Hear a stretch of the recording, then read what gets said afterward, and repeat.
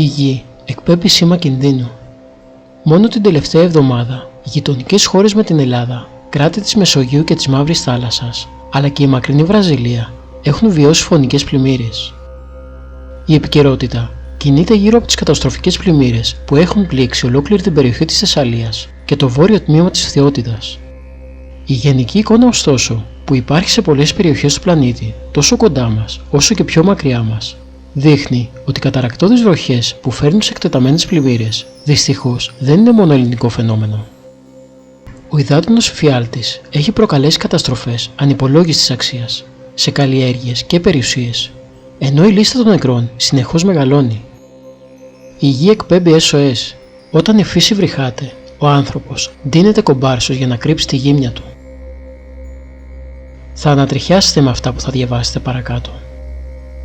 Στο αμέσως επόμενο διάστημα θα πρέπει να περιμένουμε φοβερά γεγονότα που από κτήσεως κόσμου δεν είχαν ξαναγίνει. Οι γέροντες μας είπαν ότι θα δούμε μία σύγκρουση μεγατόνων.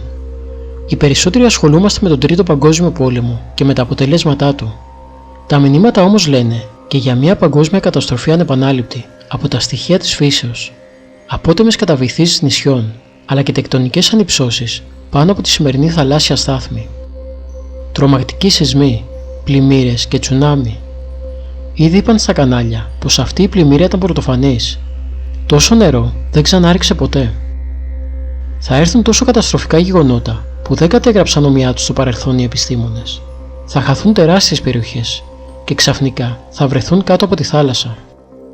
Πολλοί πιστεύουν ότι εμείς οι Έλληνες δεν θα πάθουμε τίποτα. Όμως οι προφητείες λένε πως η Ελλάδα απλά δεν θα περάσει τις φοβερές καταστροφές των άλλων χωρών. Αλλά πρέπει να καθαριστεί και η Ελλάδα και να μείνουν μόνο αυτοί που θα είναι άξιοι για το έργο του Χριστού. Αυτός είναι ο προορισμός του Ορθόδοξου Χριστιανού.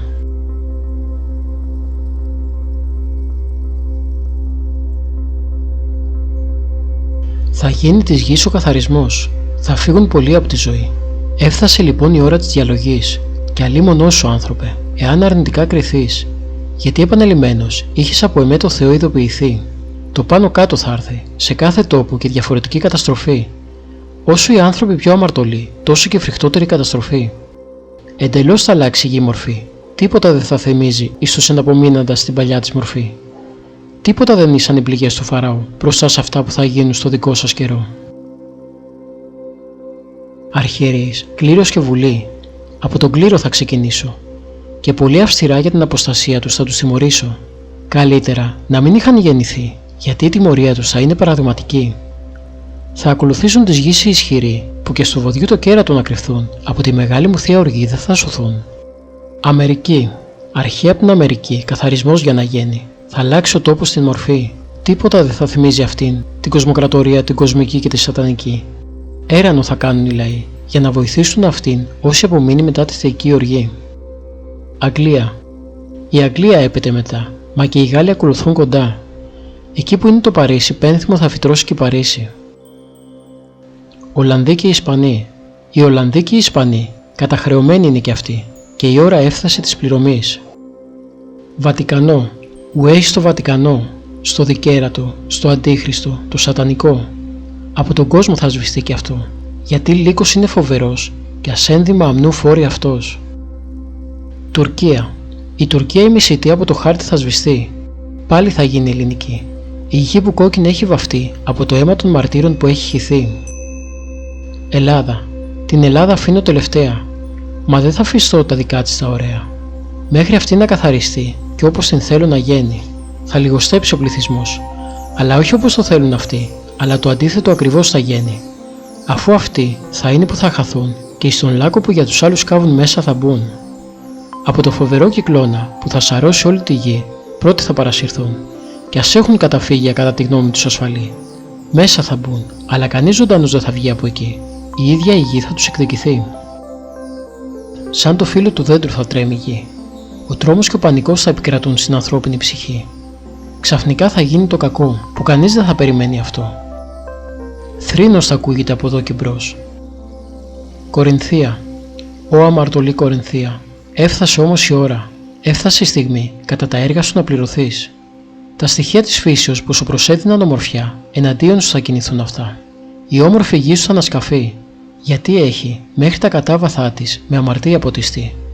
Το πάνω κάτω θα έρθει, και τότε το νερό της θαλάσσης θα επιτεθεί, η καταστροφή σου να ολοκληρωθεί.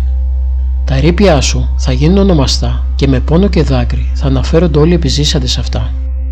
Κορινθία, Κορινθία άσχημη και τρισάθλια.